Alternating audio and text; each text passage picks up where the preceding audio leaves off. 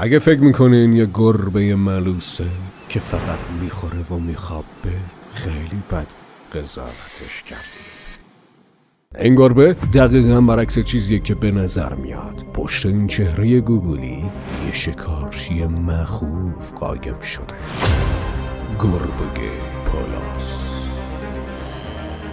این گربه دوست داشتنی تو دشت‌های سرد آسیای مرکزی زندگی میکنه و محدودشون از دشت‌های مثل بیابان گوبی مغولستان تا دشت کویر ایران کشیده شده و همینطور تو جاهای کوهستانی مثل کوههای هیمالیا. احتمالاً تو شمال غربی ایران هم وجود داشته باشن، ولی زیاد معلوم نیست. با اینکه خیلی محدوده وسیعی دارن، ولی فقط حدود 60,000 تاشون تو دنیا باقی موندن و این یعنی در هر 100 کیلومتر مربع فقط 5 الی 15 تا گربه پالاس زندگی میکنه. این گربه خپل توی مخفی شدن استاده و با این حال که خیلی دور از هم زندگی میکنن، خیلی هم مخفیان و این باعث شده تو فصل جفتگیری خودشون هم سخت بتونن جفت پیدا کنن. با اینکه خیلی خوب گم و گور میشن، بازم شکارچیا پیداشون میکنن و برای خزشون میکشنشون. ولی واقعا این کارو نکنید. دست از سر این حیوونا بردارید، جون جد و مادرتون. با این حال تو دنیا وضعیت بقای خوبی دارن. این خودش خیلیه و زیاد نگران منقرض شدنشون نیستیم، چون این گربه ها خوب بلدن شکمشون رو سیر کنن. یه گربه پالاس بالغ هر روز باید 5 تا جونده بخوره تا بدنش رو گرم نگه داره. بالاخره تو جاهای سردی زندگی میکنه. اینم در نظر بگیرین که باید شکم بچه‌هاش هم سیر نگه داره. البته فقط مادرها. پدراشون کلاً مسئولیت چیزی رو قبول نمیکنن و فقط تو روزهای مشخصی تو فصل جفتگیری پیش ماده ها میان.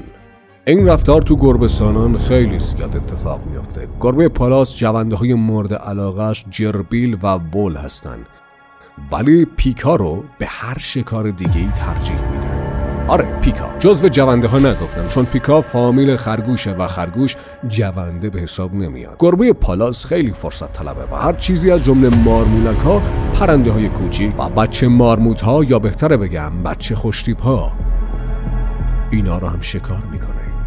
جوری که این حیوونا رو شکار میکنه مثل گربه های بزرگ نیست که طعمه رو دنبال میکنن. گربه پالاس پاهای کوچیکی داره که زیاد برای دویدن مناسب نیستن، ولی خیلی بهش تو مخفی بودن کمک میکنه. این گربه خپل یه شکارچی کمینگیره و تا جایی که میتونه به شکارش نزدیک میشه و بعدش دمشو تکون میده که توجه طعمه رو جلب کنه. با این حرکت طعمه کنجکاو میشه و نزدیکتر میشه. جایی که به اندازه کافی نزدیکتر شد، میپره و اون حیوان رو میگیره. یه دلیل دیگه هم وجود داره که چرا باید خیلی مخفی باشه. این که اون فقط شکارچی نیست، اون خودش هم تو لیست بقیه شکارچیایی مثل گرگ و روباه و عقاب و ایناست. برای همین نمیتونه زیاد تو چشم باشه.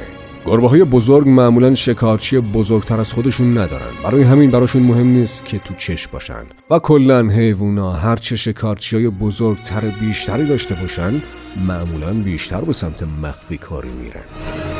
پلنگ‌ها که تنها شکارچی طبیعیشون شیرا هستن.